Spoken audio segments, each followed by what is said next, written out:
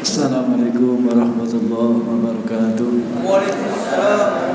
Bismillahirrahmanirrahim. Rahman Nabi Mustafa Muhammad sallallahu alaihi wasallam wa kafatil anbiya wal mursalin wal awliya wa syuhada was salihin wa sahabati wa tabi'in wal ulama wal musannifin wa jami'al malaikati muqarrabin wa sultanan wa syamtu qadi ajlani wa musannifin ala kitab qad samara sirruhu wa nawara dariyahu wa ya'lam terjadi wa ada an barakatihi وأمطر علينا بسكرمات ونفعنا بعلومهم سبق فد المسلمين والمسلمات والمؤمنين والمؤمنات اللهم اغفر لهم وارحمهم وعافهم واعف عنهم واجعل مثواهم ولرضا الله وشر رسول الله نيات صالحة وجب كل خير ولتبع كل شر بسر الفاتحة أعوذ بالله من الشيطان الرجيم بسم الله الرحمن الرحيم الحمد لله رب العالمين الرحمن الرحيم مالك يوم الدين إياك نعبد وإياك نستعين اهدنا الصراط المستقيم صراط الذين أنعمت عليهم غير المغضوب عليهم ولا الضالين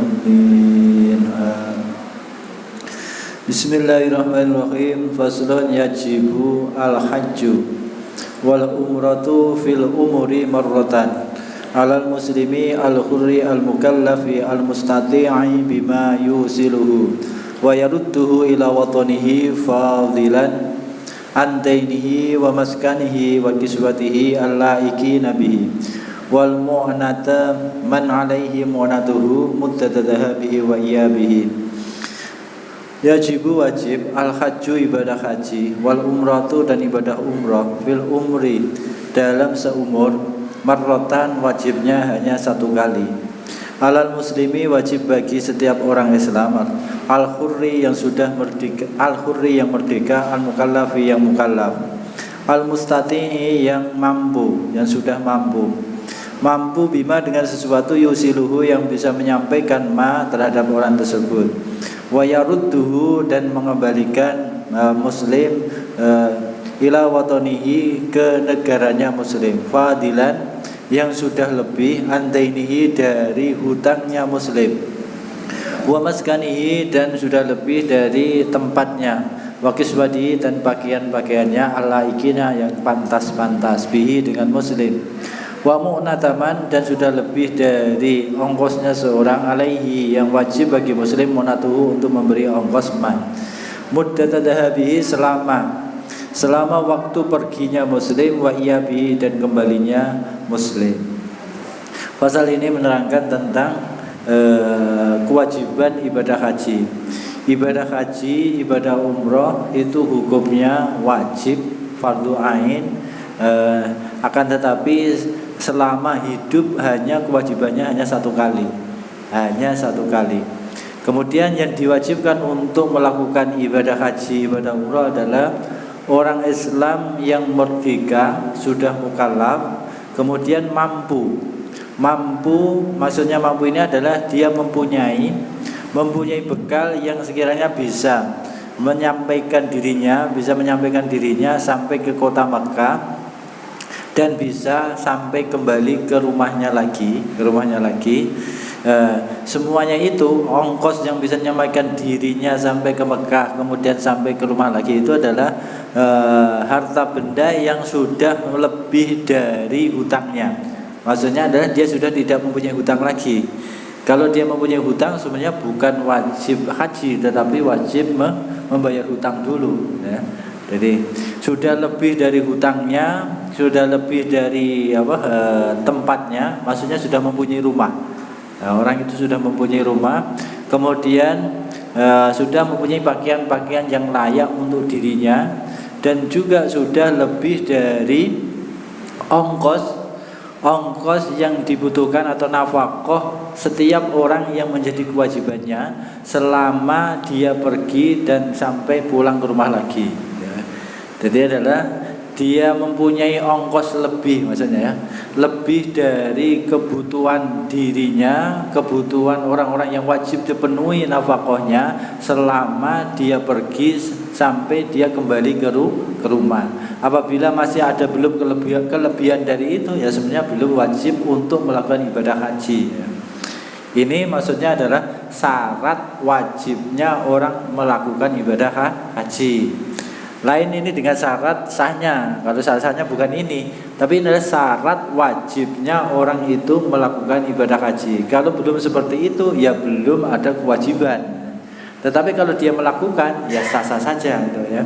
Tetapi belum ada tuntutan orang itu untuk melakukan ibadah haji apabila belum ada kelebihan dari yang tadi. Karena kaitannya hutang itu lebih prioritas kewajibannya dibandingkan pergi haji. Seandainya dia mempunyai hutang, kemudian ada uang, itu lebih wajib membayar hutangnya daripada dia pergi haji dari uang yang semestinya harus dibayarkan kepada orang lain yang dihutangi itu. Dari hutang lebih utama dibandingkan dia pergi haji. Makanya di sini adalah dia mempunyai istitoah ini. Pengertian istitoah ini kalau ungkapan Imam Ghazali adalah imkanul wusul ila Makkah bi ghairi masyaqqatin, yaitu dimungkinkannya orang itu bisa sampai ke kota Mekah tanpa ada masyaqqah, tanpa ada resiko apa-apa. Itu adalah maksudnya resiko secara lahiriah. Kalau resiko itu kan takdir Allah. Cuma secara lahiriahnya tidak ada resiko apa-apa ketika dia pergi ke Mekah kemudian sampai kembali lagi ke rumah. Dan itu pun ongkos itu tadi kembali lagi adalah sudah lebih dari hutang. Dia sudah tidak mempunyai hutang, dia sudah mempunyai rumah, kemudian juga pakaian-pakaian yang wajib dipenuhinya dalam pertahunan itu adalah juga sudah terpenuhi. Begitu juga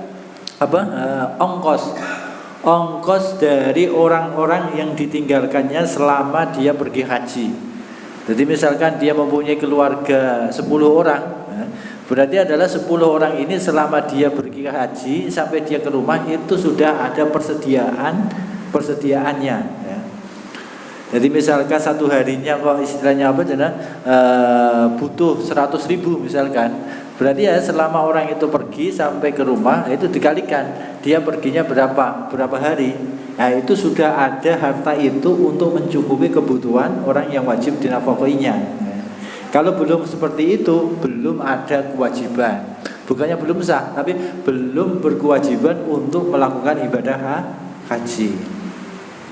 Kemudian arkanul haji, adapun rukun-rukunnya melakukan ibadah haji, al-ikhramu yaitu melakukan ikhram, wal wukuf kemudian wukuf bi Arafah di kota Arafah, wat tawaf kemudian melakukan tawaf bil baiti di Ka'bah. Wasa'yu kemudian melakukan sa'i baina Safa wal Marwah antara Gunung Safa dan Marwah. Kemudian wal haqu kemudian mencukur awit taksur ataupun memendekkan rambut. Wahia adapun rukun-rukun ini illal wukuf terkecuali melakukan wukuf di Arafah arkanul umrah. Arkanun itu adalah merupakan rukun-rukun lil umrati untuk melakukan ibadah umrah. Adapun rukun-rukunnya ibadah haji ya. Rukun-rukunnya ibadah haji itu adalah yang pertama melakukan ikhram. Ikhram itu adalah niat masuk untuk melakukan ibadah haji, kemudian langsung memakai pakaian ikhram. Kemudian yang kedua adalah melakukan wukuf di Arafah. Melakukan wukuf di Arafah, dan ini yang tertentu. Ada waktunya tertentu yaitu tanggal 9 Dzulhijjah. Makanya istilahnya adalah ibadah haji tidak bisa dilakukan terkecuali setahun itu hanya satu kali. Lain kalau umroh ya. Kalau umroh itu bisa dilakukan setiap saat, tetapi kalau haji maka setahun, dalam hitungan waktu setahun itu orang hanya berkesempatan bisa melakukan ibadah haji sekali saja, karena kaitannya dengan rukun wukuf di Arafah. Itu waktunya hanya sebatas ketika tanggal 9 Dzulhijjah. Kemudian adalah melakukan tawaf. Tawaf ini adalah tawaf ifadah yang menjadi rukunnya haji. Kemudian melakukan sa'i antara Safa dan Marwah. Kemudian Safa dan Marwah. Kemudian halqun ataupun tahallul istilahnya. Tahallul awal ini berarti. Wal halqu yaitu adalah melakukan tahallul, awit taksir ataupun hanya memendekkan. Nah, semua yang menjadi rukunnya haji itu adalah jadi juga menjadi rukunnya ibadah umroh terkecuali wukuf. Nah, jadi kalau kita melakukan umroh berarti adalah rukunnya hanya melakukan ihram, kemudian tawaf, kemudian apa jenis sa'i, kemudian tahallul hanya 4. Tetapi kalau haji ada 5 ya. Jadi kalau apa jenis kalau haji rukunnya 5 ya, ihram, tawaf, kemudian sa'i, tahallul. Ini untuk umrah. Tapi kalau untuk hajinya adalah ihram, kemudian ada wukuf di Arafah, kemudian tawaf, kemudian sa'i, kemudian tahallul. Ini yang menjadi rukun. Kemudian walihadir arkan furudun. Kemudian setiap rukun-rukunnya rukun-rukunnya haji tersebut ataupun rukun-rukunnya umrah, furudun ada fardu-fardu. Furudun ada ketentuan kewajiban-kewajiban. Walihan wasurutun dan ada syarat-syarat la buddha yang tidak bisa tidak mim muraatiha harus dijaganya, yaitu kewajiban-kewajiban dan syarat-syarat tersebut wajib dijaganya. Wa haruma dan haram alaman bagi seseorang akhrama yang ihram, yang sudah masuk ihram, tibun melakukan menggunakan minyak wangi, wadhu nurasin ataupun menggunakan minyak rambut, waliyataihi ataupun jenggotnya. Wa izalati dufrin juga haram memotong kuku, wasya'rin ataupun rambut, wajimain melakukan hubungan suami istri, wa muqaddimatihi ataupun melakukan perkara-perkara yang menyebabkan ataupun yang menimbulkan syahwat.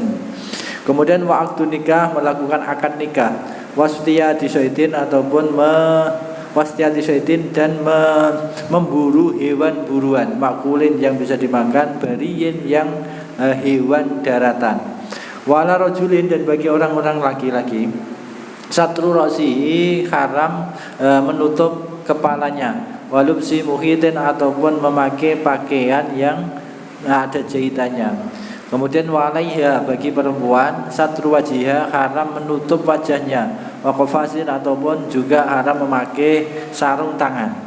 Faman fa'ala syai'an, faman maka barang siapa fa'ala melakukan syai'an sesuatu min hadil muharramat dari ini yang diharamkan, fa'alaihi maka bagi orang tersebut al ismu ada dosa, wal kafaratu dan juga wajib membayar kafarah, wa yazidu dan bertambah al jima'u apabila yang dilakukan keharamannya adalah melakukan hubungan suami istri, bil ifsadi adanya hukum rusak. Maksudnya rusaknya adalah batalnya hajinya batal.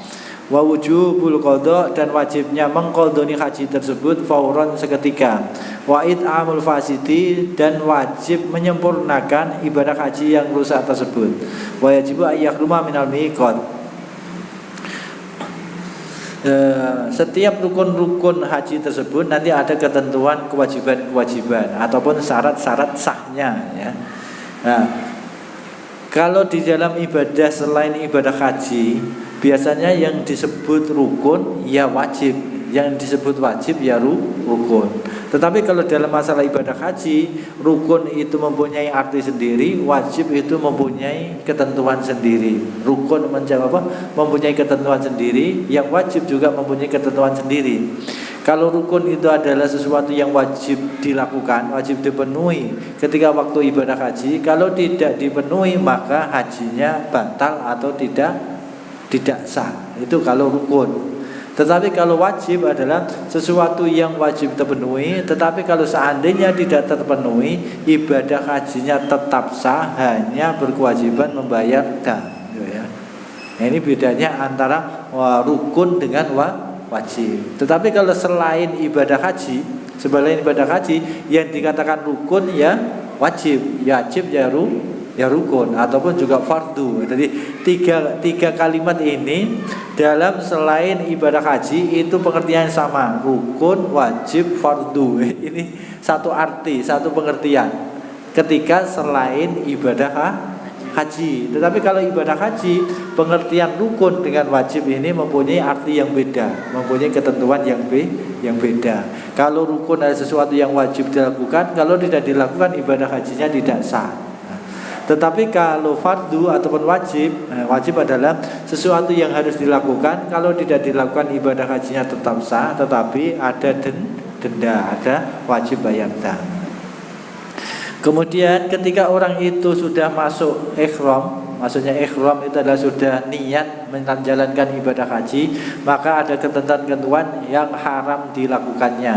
Yang diharam dilakukannya adalah memakai minyak wangi, kemudian memakai minyak rambut, kemudian memotong kuku ataupun memotong rambut, kemudian melakukan hubungan suami istri ataupun sesuatu yang menimbulkan syahwat, kemudian melakukan akad nikah. Melakukan akad nikah juga hukumnya haram ketika orang itu sedang ihram. Kemudian haram memburu hewan buruan yang bisa dimakan tetapi sebatas yang daratan, yang di hewan daratan. Kalau hewan lautan ya tidak apa-apa. Kemudian bagi laki-laki, khusus laki-laki tidak boleh menutup kepala, tidak boleh menutup kepala. Kemudian tidak boleh memakai pakaian yang berjahit. Ini bagi laki-laki ya. Kemudian kalau bagi perempuannya tidak boleh ataupun haram menutup wajahnya. Juga tidak boleh memakai sarung tangan ya. Tidak boleh memakai sarung tangan. Faman fa'ala syai'an, barang siapa orang itu melakukan sesuatu yang diharamkan disebabkan karena ihram tersebut ya, maka dia terkena hukum dosa dan wajib membayar kafarah. Wajib kafarahnya adalah al-fidyah illa aqdun nikah fala yajibu alaihi al-fidyatu. Wajib membayar fidyah terkecuali akad nikah.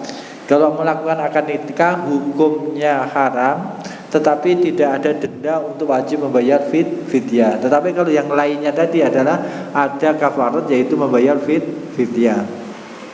Kemudian apabila dia melakukan yang diharamkannya itu adalah melakukan jima, maka melakukan hubungan suami istri, maka hukumnya haram, juga hajinya batal.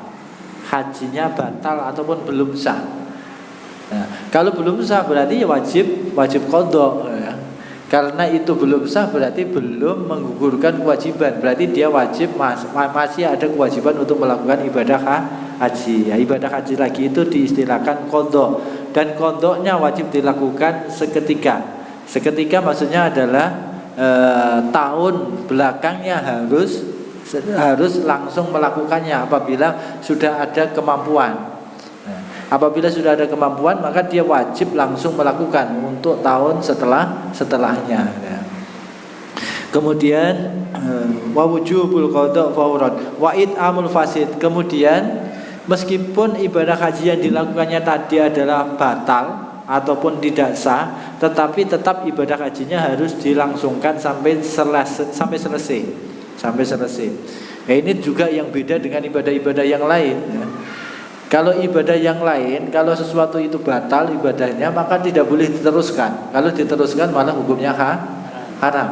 Tetapi kalau ibadah haji lain, meskipun ibadah itu sudah batal, wajib diselesaikan sampai selesai. Kemudian wajib dan wajib ayah rumah sekiranya orang itu ini yang istilahnya wajib.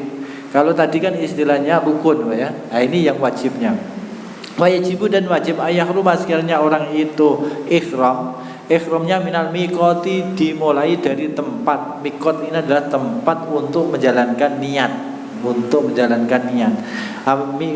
Miqat ini ada dua pengertian, ada miqat zamani, ada miqat makani. Miqat ini adalah tempat.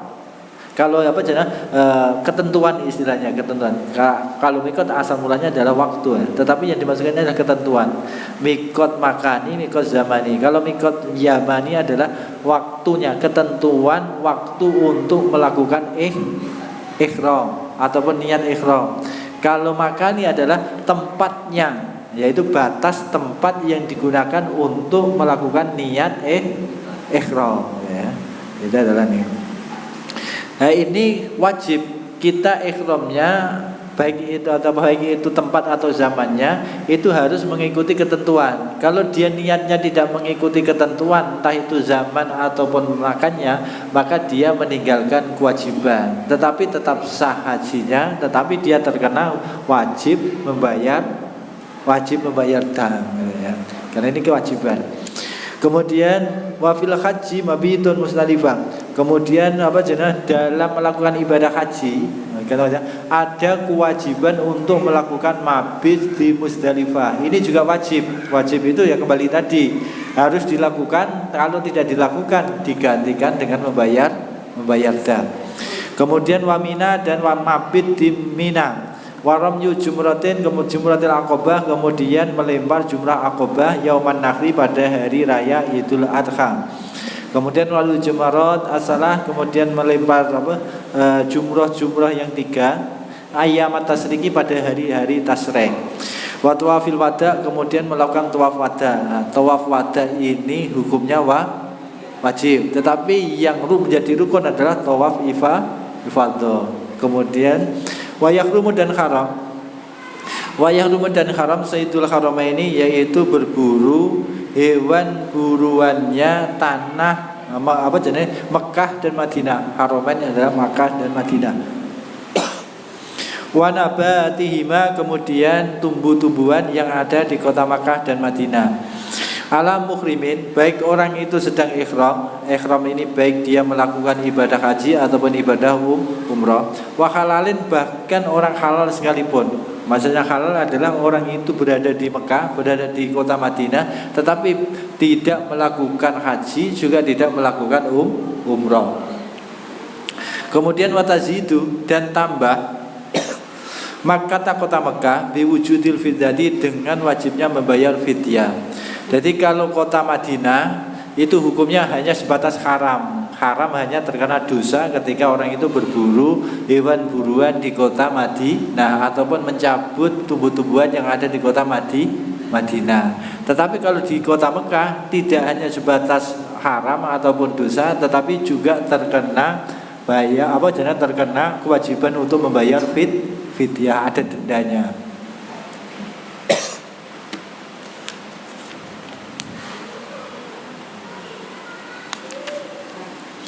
Faslun, yajibu wajib ala kulli muslimin, bagi setiap orang Islam mukallafin yang sudah mukallaf, alla yadkhula, sekiranya orang itu tidak masuk fi syai'in, pada sesuatu, hatta ya'lama, sehingga orang muslim itu mengetahui ma, sesuatu ahallallah, yang telah menghalalkan Allah, minhu, dari syai', wa ma, dan sesuatu harama, yang telah mengharamkan Allah, li'anna Allah, karena sesungguhnya Allah subhanahu wa ta'ala ta'abbadna, Allah memerintahkan kita beribadah bi asya'in, dengan berbagai macam sesuatu. Fala buddha, maka tidak bisa tidak mim mura'atima, yaitu wajib menjaga sesuatu ta'abbadna, yang kita beribadah bihi, dengan ma. Wa qad akhallallahu al-bai'a wa harrama riba, dan sungguh Allah telah menghalalkan akad jual beli, wa harrama riba, dan Allah telah mengharamkan riba. Wa qad qayyada, dan sungguh telah mengikat asyar'u, hukum syariat, hadal bai', terhadap ini akad jual beli, bi alati ta'rifi, dengan alat pengertian, bikuyutin, dengan ikatan-ikatan, dengan koyit-koyit ataupun dengan ikatan-ikatan, wasurutin, dan syarat-syarat, warkanin, dan rukun-rukun, labudda, yang tidak bisa tidak mimro'atiha, untuk menjaga kuyut, surut, ataupun arkan. Orang Islam pada dasarnya adalah hukumnya haram melakukan suatu perbuatan akad ataupun ibadah sebelum orang itu tahu tata caranya sesuai dengan hukum syariatnya, ya. Kalau sebelum dia mengetahui secara hukum syariatnya, maksudnya mengetahui halal atau haram, boleh atau tidak, sebelum dia tahu itu, maka sebenarnya hukumnya haram.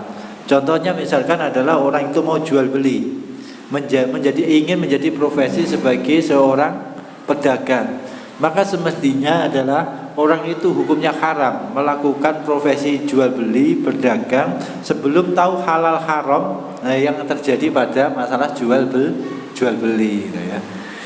Dan ini adalah semestinya semuanya hukum apapun, ketika orang Islam itu belum tahu tata caranya secara syariatnya, sebenarnya dia tidak boleh melakukan akad tersebut, tidak boleh melakukan perbuatan tersebut sebelum tahu halal haramnya, ya.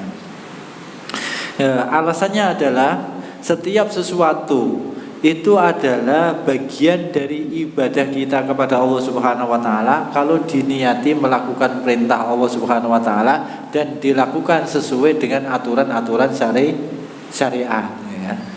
Jadi ya apapun, suatu contoh tadi misalkan jual beli ketika dilakukannya sesuai dengan aturan-aturan syariat kemudian diniati melakukan perintah Allah maka menjadi amal ibadah. Makanya harus sesuai dengan aturan syariat, harus sesuai dengan aturan syariatnya. Begitu juga yang lain. Jadi muamalah yang lain, misalkan tadi jual beli, ataupun misalkan sewa menyewa, ataupun misalkan gadian dan lain sebagainya. Semuanya itu hukumnya haram dilakukan sebelum orang itu tahu tata caranya secara syariatnya bagaimana. Ini adalah ketentuan, karena semuanya tadi adalah itu bisa menjadi amal ibadah kita ketika dilakukan sesuai dengan syariat, niatnya menjalankan perintah Allah maka menjadi amal ibadah. Kemudian kaitannya dengan apa? Di dalam Al-Quran sudah ditegaskan oleh Allah, waqad ahallallahu al-bai'a wa harrama riba. Ini suatu contoh. Allah telah menghalalkan akad jual beli, Allah telah mengharamkan akad riba. Maka ketika orang itu melakukan jual beli sesuai dengan aturan syariatnya, dia telah melakukan perintah Allah. Tetapi kalau dia melakukan akad jual beli tidak sesuai dengan hukum-hukum syariatnya, ya tidak bisa menjadi amal ibadah. Makanya haram melakukan jual beli sebelum tahu halal haramnya. Fa'ala man arada al-bai' wa syira' ay yata'allama dzalika wa illa akala ar-riba sya'a am aba. Kemudian yang menjadi risiko adalah barang siapa orang itu ingin melakukan jual beli, maka dia wajib untuk belajar tentang jual beli itu sendiri sesuai dengan aturan syariatnya. Apabila dia tidak mau belajar terlebih dahulu, wa illa ya akal riba, maka dia akan terjebak makan rizki riba. Baik dia dia kehendaki ataupun tidak dikehendaki. Dia tidak menghendaki, kalau dia tidak tahu tata caranya, ya akhirnya terjebak dia makan riba. Makanya wajib tahu terlebih dahulu bagaimana tata cara jual beli secara syariatnya.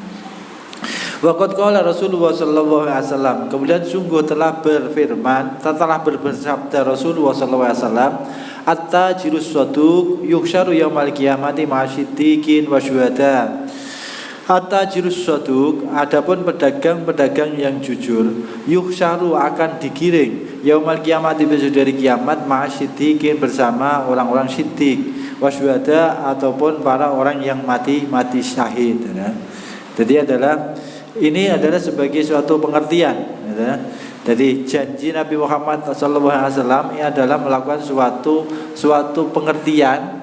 Tadi kami simpulkan atau kami katakan adalah apa?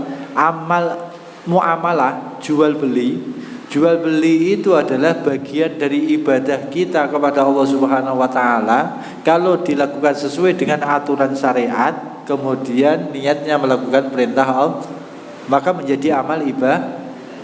Buktinya adalah Nabi sangat memberikan suatu janji yang begitu sangat luar biasa. Pedagang yang jujur maka besok di hari kiamat akan digiring oleh Allah Subhanahu wa taala bersama siddiqin, bersama syuhada. Jadi siddiqin ini yang hasilnya istilah dari orang-orang yang ahli ibadah, orang yang imannya begitu sangat kuat. Orang yang imannya kuat ya tentunya adalah ibadahnya sangat kuat. Ini siddiqin ya. Kemudian syuhada adalah orang-orang yang mati syahid. Orang yang berdagang kemudian dia ketika waktu berdagang jujur, besok di akhirat digolongkan sama siddiqin sama syuhada. Berarti berdagang ini adalah sesuatu yang luar biasa gitu ya. Orang yang mau berdagang kemudian dilakukannya dengan jujur, itu adalah sama dengan melakukan ibadah yang begitu sangat istimewa. Makanya tadi kami gambarkan adalah setiap sesuatu itu adalah bagian dari amal ibadah kita apabila dilakukannya sesuai dengan aturan syariat. Wa ma dzaka illa li ajri ma yalqahu min mujahadati nafsihi wa hawahu wa qahri ma ala ijra'il uqud ala ma amarallahi wa illa fala yakhfa ma tawa'adallahu man ta'adda al-hudud. Kemudian adalah kenapa ini alasan Kiai Musonef, kenapa Nabi Muhammad kok sampai menjanjikan sesuatu yang luar biasa kepada para pedagang-pedagang yang jujur. Alasannya adalah li ajli ma yalqahu min mujahadati nafsi. Karena orang yang berdagang kemudian dia jujur ketika waktu berdagang, maka resikonya adalah dia memerangi nafsunya sendiri. Karena umumnya adalah orang yang berdagang itu ingin mendapatkan untung yang banyak. Ketika dia tidak dusta, sulit untuk mendapatkan untung yang banyak. Makanya dia harus memerangi nafsunya sendiri. Bagaimana kita menjalankan jual beli itu sesuai dengan aturan yang telah ditetapkan oleh Allah. Untuk melakukan jual beli sesuai dengan aturan yang telah ditetapkan oleh Allah Subhanahu wa taala, itu adalah merupakan perang yang begitu sangat berat bagi seorang pedagang memerangi keinginannya tadi, ingin menggapai keuntungan yang banyak. Jadi semua banyak. Kadang-kadang kelihatannya ya sepele. Bahasanya itu kadang-kadang sepele. Suatu contoh adalah modalnya saja. Jadi misalkan ketika dia menawarkan, ketika menawarkan harganya, kemudian ditawar oleh pembeli, maka kadang-kadang begitu enaknya adalah modalnya saja belum. Ini satu contoh gambaran ya. Ataupun kadang-kadang tadi sudah ditawar segini tidak boleh dan lain sebagainya. Kelihatannya sepele. Kalimat-kalimat itu kelihatannya sepele. Tetapi kembali lagi adalah ketika orang itu tidak jujur berarti dia telah menyalahi aturan yang telah ditetapkan oleh Allah. Itu gambarannya adalah meskipun kelihatannya sepele, pedagang yang jujur itu adalah sesuatu yang sangat luar biasa. Karena orang itu bisa mengendalikan nafsunya untuk menjalankan jual beli tersebut sesuai dengan aturan-aturan yang telah ditetapkan oleh Allah. Kemudian wa illa fala yahfa ma tawa'adallahu man ta'adda al-hudud. Kemudian kalau dia tidak menjalankan jual beli tersebut sesuai dengan aturan yang telah ditetapkan oleh Allah Subhanahu wa taala, berarti dia telah melanggar aturan Allah. Ya sudah jelas kalau melanggar aturan Allah ya pasti akan mendapatkan siksa dari Allah, akan mendapatkan ancaman siksaan dari Allah Subhanahu wa taala. Summa inna bagiyatal uqud minal ijarah wal qirat wal rahni wal wakalah wal wati'ah wal 'ariyah wasyirkah wal musaqah wa ghairiha kadzalik la budda min mura'ati syurutiha wa arkaniha. Begitu juga akad-akad yang lain. Tadi yang ditonjolkan maksudnya adalah jual beli. Begitu juga akad-akad yang lain. Suatu contoh misalkan ijarah. Ijarah adalah akad persewaan. Kemudian wal qirat, kemudian hutang pihutang. Wal rohni ataupun gadaian. Wal wakalah ataupun akad wakil. Wal wadi'ah ataupun akad wadi'ah, titipan. Kemudian wal ariyah ataupun akad ariyah. Ariyah itu pinjaman. Wasyirkah ataupun akad syirkah. Syirkah itu apa? Kerjasama. Wal musaqah ataupun akad musaqah. Musaqah itu adalah pertanian, kerjasama dalam bidang pertanian. Kemudian wal ghairiyah ataupun akad-akad yang lain. Begitu juga yang semuanya tadi adalah juga wajib mengikuti aturan-aturan, syarat-syarat ataupun rukun-rukun yang telah ditentukan. Wa aqdun nikah yahtaju ila mazidin ikhtiyatin. Kemudian untuk akad nikah malah ada suatu ataupun sangat dibutuhkan lebih hati-hati kaitannya dengan masalah akad nikah. Ketika orang itu ingin melakukan akad nikah, maka semestinya harus malah lebih berhati-hati lagi. Karena apa? Wasabata hadrun mimma yatarattabu ala faqdi dzalika. Karena adalah ketika sudah melakukan akad nikah, maka di situ banyak kekhawatiran yang akan terjadi, ya, yang timbul disebabkan karena akad nikah itu sendiri. Kalau dia tidak tahu halal haramnya yang terjadi dalam akad nikah, ya. Makanya ketika mau akad nikah, maka harus lebih hati-hati lagi untuk mempelajari halal haramnya yang terjadi ketika setelah pernikahan. Itu adalah gambaran tadi, diantaranya adalah orang Islam hukumnya haram melakukan suatu akad sebelum tahu halal haramnya yang terjadi pada akad itu sendiri, ya. Ini hukumnya haram sepertinya. Nah, hukum yang seperti ini ya juga kadang-kadang sekarang sudah terabaikan. Kita melakukan akad keseharian kita umumnya adalah ya sudah, tradisinya seperti itu, ya sudah, pokoknya dilakukan. Kadang-kadang kita tidak mengkaji terlebih dahulu dalam sudut pandang hukum syariatnya bagaimana. Ya ini kalau dikoidahkan dengan keterangan kitab ini, semestinya kita itu terjebak dalam keharaman.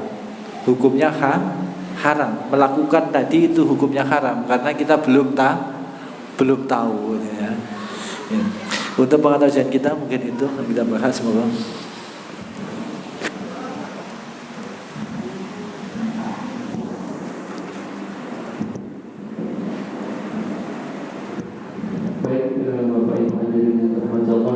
Alhamdulillah, malam hari ini kita masih dalam kajian kitab Sulamul Taufik dalam bab kewajiban ibadah haji, dan tadi ditambah sedikit di bab jual beli.